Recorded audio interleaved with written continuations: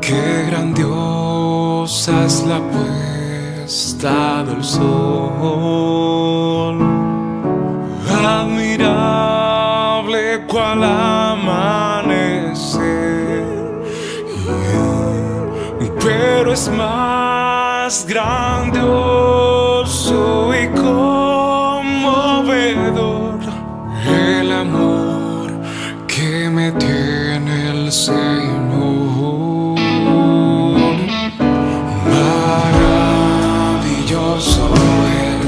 Maravilloso es cuando pienso que Dios me ama a mí.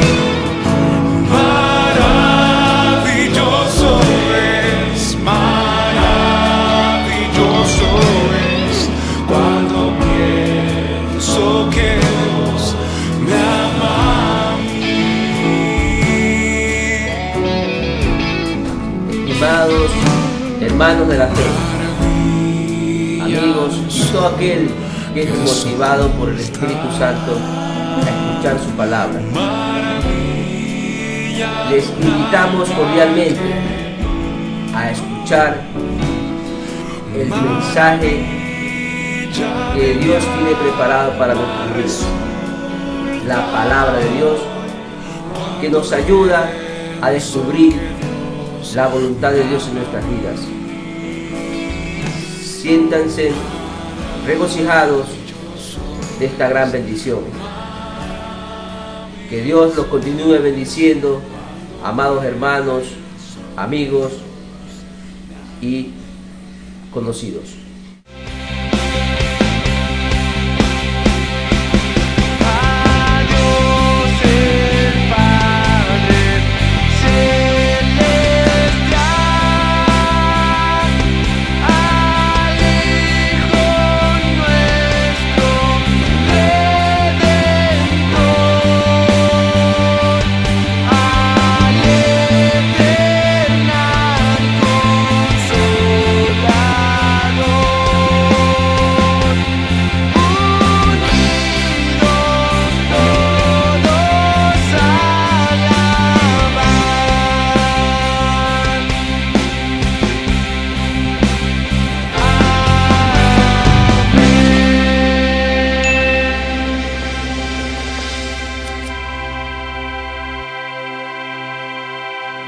Dios se ha olvidado de mí. Es la expresión que pasa por la mente de muchas personas. ¿Qué pensaría cuando tiene una enfermedad por años, por décadas, y no se encuentra solución? Dios no escucha mis oraciones. Es una expresión que muchos decimos cuando nuestra petición no es contestada, y viene el desaliento y el desánimo, y debemos recordar que somos personas de carne y hueso. Si bien es cierto, somos herederos del reino de los cielos, todavía no hemos recibido el cuerpo glorificado, todavía estamos sujetos a tristeza, a dolor, a desánimo. Esta situación es muy común en nuestros días y en nuestro medio, cuando a nivel de nuestra ciudad y nuestro país el porcentaje de desempleo es muy alto. Hace unos meses atrás, un centro comercial de nuestra ciudad sacó un anuncio que quería cubrir 100 vacantes y, oh sorpresa, llegaron más de 30.000 personas. Entonces, ¿cuántos desempleados o subempleados existen? No solo eso, nuestro sistema médico anda muy mal. No existen medicamentos, no existe atención oportuna. Si usted es afiliado, le dan la cita para después de 3 o 4 meses. Y si no es afiliado, lo tienen dando largas y largas y largas. Y muchas veces el problema de salud ya se agravó. En todos casos, hermanos, hay una pregunta que vamos a realizarle este día a la Biblia. ¿Dios tarda? Para esto vamos a entender algunas cosas. Dios, ¿qué quiere para nosotros? Y esta pregunta lo vamos a responder a la luz de Dios, ¿qué quiere para nosotros en este mundo? Y veamos el libro de Jeremías, capítulo 29, versículo 11. El libro de Jeremías, capítulo 29, versículo 11. Dios dice así: porque yo sé los pensamientos que tengo acerca de vosotros, dice Jehová, pensamientos de paz y no de mal, para daros el fin que esperáis. ¿Por qué este texto es pertinente? El profeta Jeremías escribe cuando Israel está rodeado de ejércitos. Nabucodonosor II, rey de Babilonia, había vencido a los asirios y estaba lanzando a Israel a la esclavitud. Ya había conquistado todas las ciudades de Israel, solo faltaba Jerusalén y esta ciudad estaba rodeada. Esto implica que había hambre, desesperación, escasez de alimentos, escasez de agua. Un futuro terrible. Nadie podía decir, no voy a ser esclavo de los babilónicos.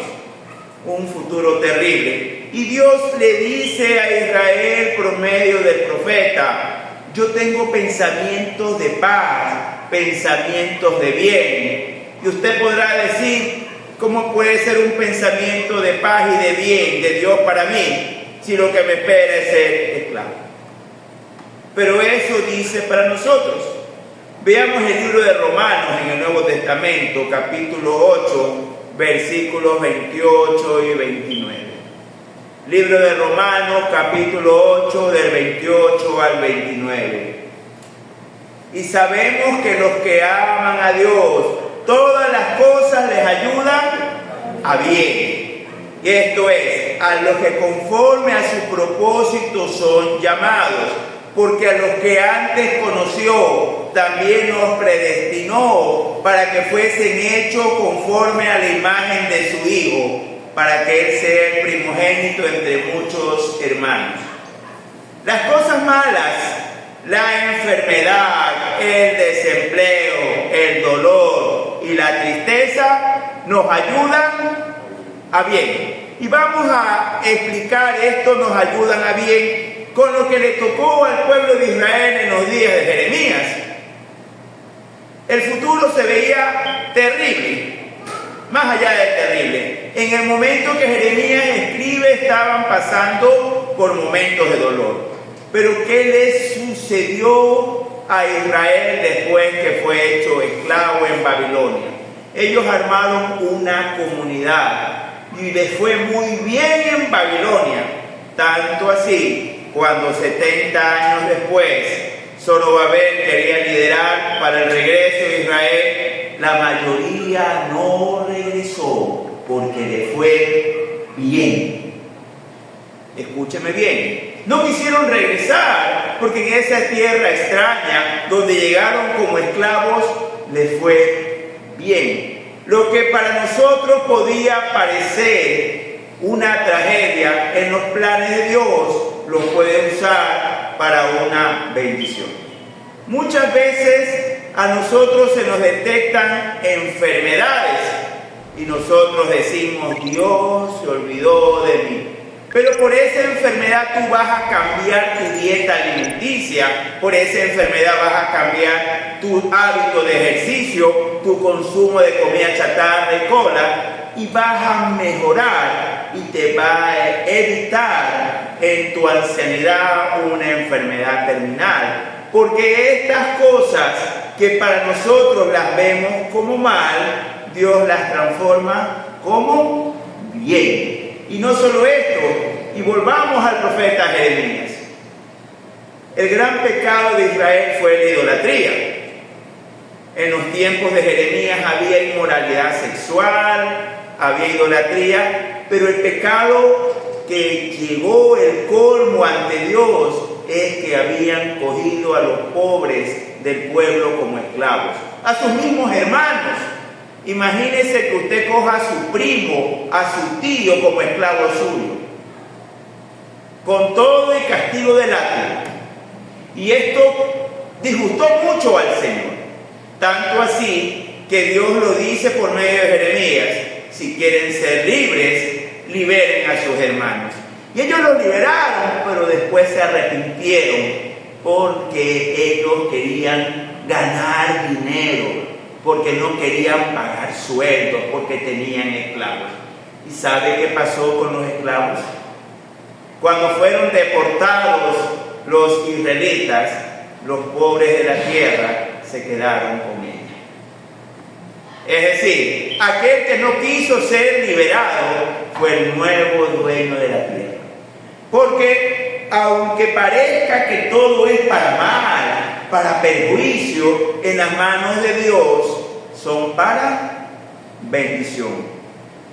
La comunidad judía en Babilonia fue tan próspera, porque cuando usted estudia el Talmud, verá dos Talmud: el Talmud de Jerusalén y el Talmud de Babilonia, porque ellos se quedaron por muchos siglos ahí, porque les fue bien. ¿Y cuál es el requisito? Amar a Dios. Cuando hace un momento leímos el libro de Romanos, escuchamos de Dios y sabemos que los que aman a Dios, todas las cosas les ayudan a bien. Usted debe amar a Dios. ¿Cómo demuestra que usted ama a Dios? Y vamos a poner un ejemplo maravilloso: el rey David.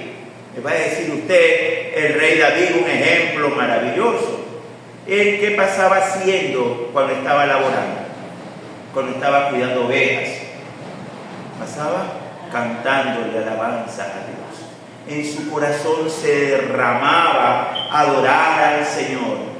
No ponía tal o cual tipo de música, no, sea entre decacordio, que es una música muy suave porque es un tipo de arpa de 10 cuerdas, o sea danzando. El propósito de David era alabar a Dios. ¿Cómo más sabemos que David amaba a Dios? Cuando él tuvo en sus manos matar al rey Saúl, porque lo estaba persiguiendo, él que dijo: le voy a perdonar la vida porque es el ungido de Jehová. Él tenía un respeto y una reverencia tal que él obedecía su ley, aunque el otro lo quería matar y andaba con un ejército para matar. Nosotros somos tan obedientes a la palabra de Dios como David. Y David le daba lo mejor de sus ingresos a Dios, y es impactante lo que él da, porque cuando él designa dinero para el templo que se iba a construir en Jerusalén, él dice: de mi tesoro personal yo pongo esto, de mi tesoro personal, porque él, con sus virtudes y defectos, como las tenemos todos, porque todos somos pecadores, bueno, no hay ni uno solo, dice la Biblia, pero él amaba a Dios, le cantaba a Dios, obedecía su palabra, era reverente con las autoridades y era más allá de generoso con el santuario del Señor. Era más allá de generoso. Él aclara: y tengo oro de Ofir, y tengo plata, y tengo madera, todo esto para mi Dios. ¿Usted ama a Dios? Si usted ama a Dios, todas las cosas que le están pasando ahorita son para su bien, sea el desempleo, sea la enfermedad, porque Dios tiene propósitos para usted, y eso es lo que muchas veces no entendemos. Yo tengo planes, le preguntó a Dios si eso está en sus propósitos. Le preguntó a Dios. Israel no quería salir de Jerusalén, pero Dios tenía planes de bendecirlos en Babilonia. Entonces, amados hermanos, entendamos que nosotros fuimos llamados a cumplir propósitos, porque Dios nos predestinó a ser semejantes a Jesús. ¿Pero para qué? Para cumplir la obra del Señor. El Señor no quiere que nadie se pierda. y usa a su pueblo, a los que le aman, para predicar el Evangelio, para traer invitados, para traer niños, para traer jóvenes, para evangelizar en nuestros hogares. Él usa la aflicción y el dolor para que entendamos el propósito de Dios. Desde el cuidado personal, aseo, alimentación, ejercicio, hasta la vida espiritual, la enseñanza a nuestros hijos, a nuestros nietos, a nuestros familiares, vecinos y compañeros de trabajo. ¿Cuándo fue la última vez que usted trajo un invitado a la congregación? Piense usted esto. Para entender que amamos a Dios y que tenemos un propósito. Y ese propósito es que el reino de los cielos crezca. Y le cuento algo, en medio de su problema, Dios lo está cuidando. Va a decir, ¿cómo puede ser esto? Estoy enfermo y estoy desempleado hace tanto tiempo y Dios me cuida. Sí. Veamos el Salmo 46, versículo del 1 al 3. Dios es nuestro amparo y fortaleza, nuestro pronto auxilio en las tribulaciones. Por tanto, no temeremos, aunque la tierra sea removida y se traspasen los montes al corazón del mar, aunque bramen y se turben sus aguas y tiemblen los montes a causa de su braveza. Así la tierra tiemble, así haya un terremoto, así haya un maremoto, usted no debe temer porque Dios lo tiene en la palma de su mano. ¿Qué quiere decir esto? Que la aflicción que usted está viviendo, el problema y el dolor, está determinado por Dios. Él sabe hasta cuándo puede usted soportar, hasta cuándo puede usted resistir. Y Él sabe la fecha de la terminación de su problema. Y la palabra de Dios nos dice que en el problema y la enfermedad que usted está pasando, no tema. Dios cuida de usted, Él es su amparo y su fortaleza. Pero le dice, no temas por el terreno que estás pasando. Y veamos Mateo 10, del 28 al 31. Mateo 10, del 28 al 31. Y no temáis a los que matan el cuerpo, mas el alma no puede matar. Temed más bien a aquel que puede destruir el alma y el cuerpo en el infierno. No se venden dos pajarillos por un cuarto, con todo ni uno de ellos cae a tierra sin vuestro Padre, pues aún vuestros cabellos están todos contados.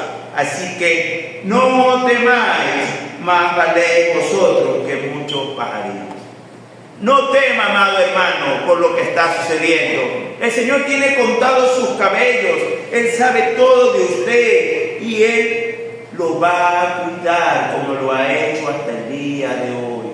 Él no lo va a aflojar. Pero recuerden, ¿a quién debe temer?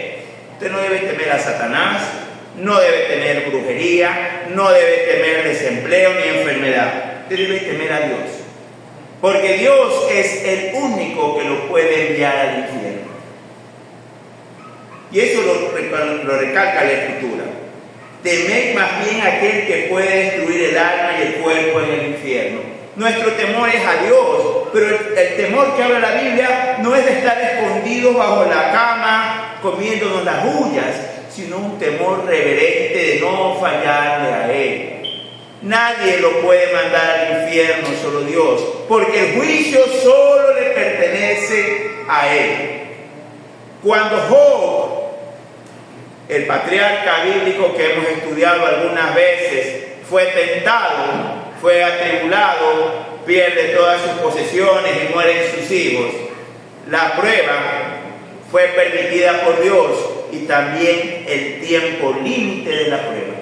Y al final Job fue restituido mucho más que cuando empezó la prueba. Porque entendamos algo, mis amados hermanos, Dios es soberano. Él cuida de nosotros y usa estas pruebas para entender el propósito de Dios. Y los invito a abrir Primera de Juan, capítulo 5, versículo 18. Primera de Juan, capítulo 5, versículo 18.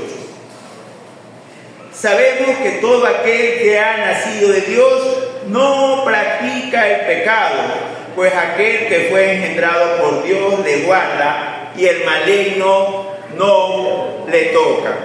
Dentro del cristianismo hay muchas personas que dicen que él pecó por tal o cual demonio, o que la brujería le ha hecho efecto, pero esto es incorrecto. La Biblia nos dice que el creyente ya no practica el pecado y el maligno ni su fuerza ni su hueste nos pueden tocar, porque usted le pertenece a Dios. Si usted, nadie lo puede tocar. ¿Quién puede enfrentarse a Dios? ¿Quién puede vencer a Dios? Y esto es importante, amados hermanos. El maligno tiene muchas acechanzas, pero todas las acechanzas del maligno es para que salgamos de los caminos de Dios. Para él ahí sí poder atacarnos. Pero si usted, amado hermano, está en los caminos del Señor, usted ama a Dios, está en la palma de la mano de Dios, no puede tocarlo el maligno. Ni brujería, ni hechicería, ni nada, porque nuestro Dios es todopoderoso y nadie puede contra el Señor. Amén, hermanos. Ahora, el porqué de la demora. Tenemos hermanos en la congregación muy atribulados que están pasando momentos tristes por muchos años. Y la Escritura nos dice por qué pasa esto. En la carta a Santiago, capítulo 1, del 2 al 8. Carta a Santiago, capítulo 1, del 2 al 8. Hermanos míos, tened por sumo gozo cuando os halléis en diversas pruebas, sabiendo que la prueba de vuestra fe produce paciencia, mas tenga la paciencia su obra completa, para que seáis perfectos y cabales, sin que os falte cosa alguna.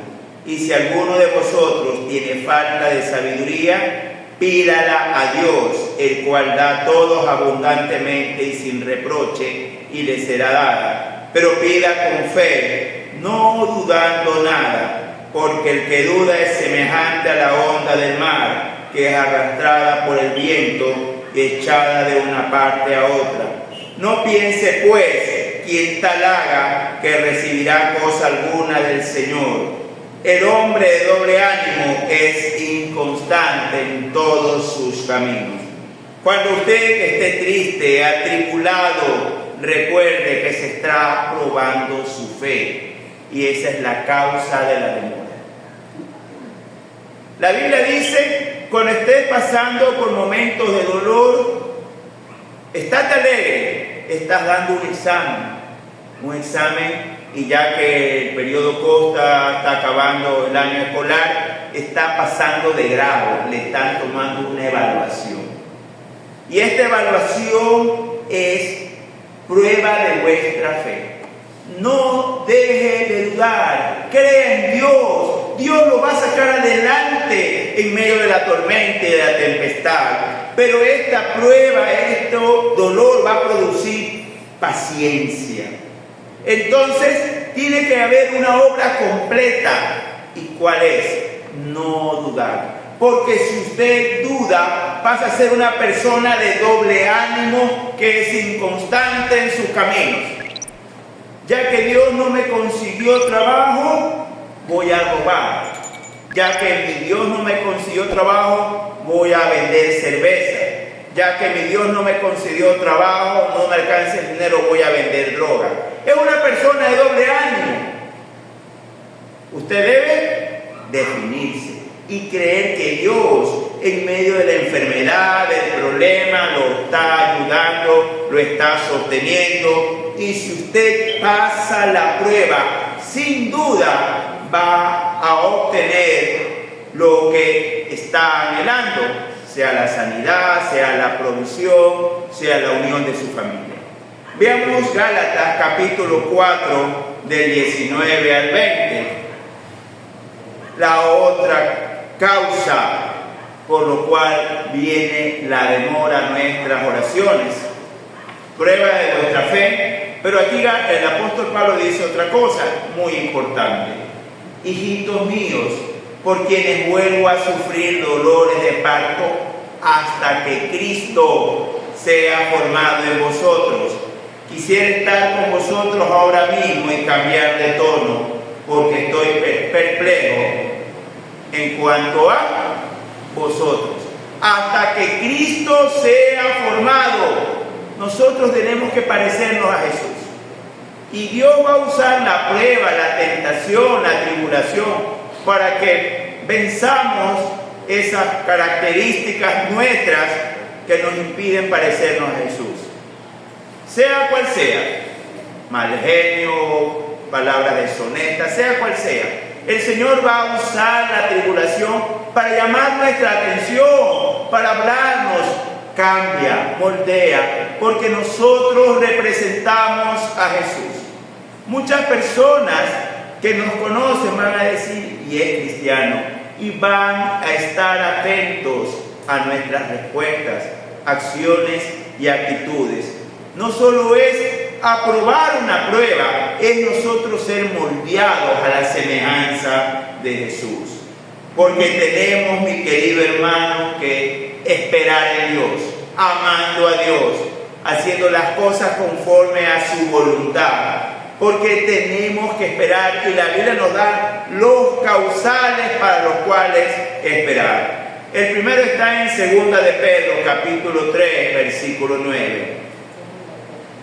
El Señor no retarda su promesa, según algunos la tienen por tardanza, sino que es paciente para con nosotros, no queriendo que ninguno se perezca, sino que todos procedan al arrepentimiento.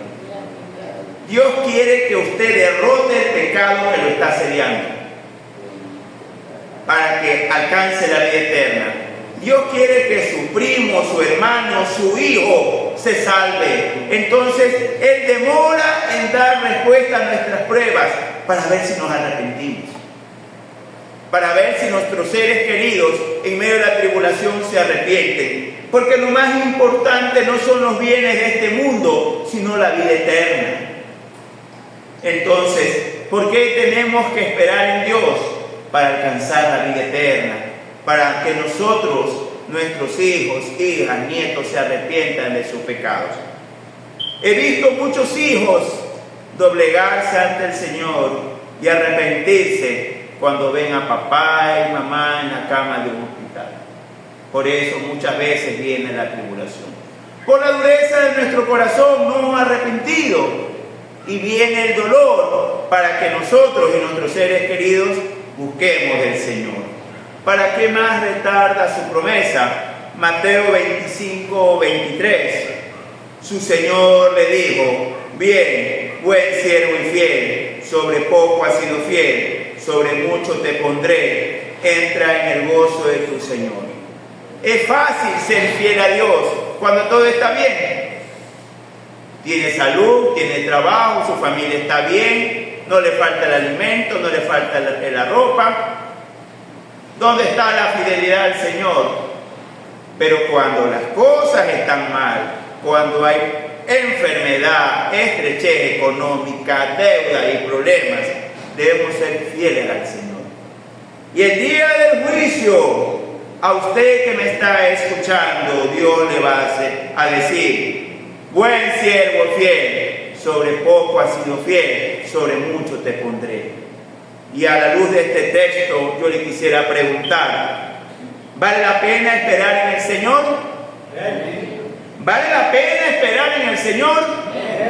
Hermanos, examinémonos, veamos qué debemos cambiar.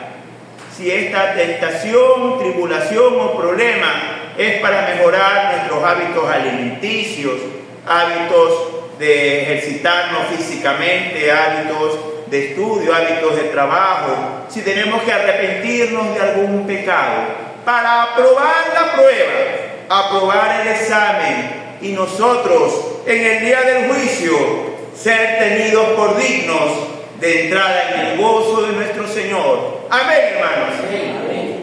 Sigamos adelante y confiemos en Dios, que nuestro Dios nunca falla, ni nunca se tarda. Dios te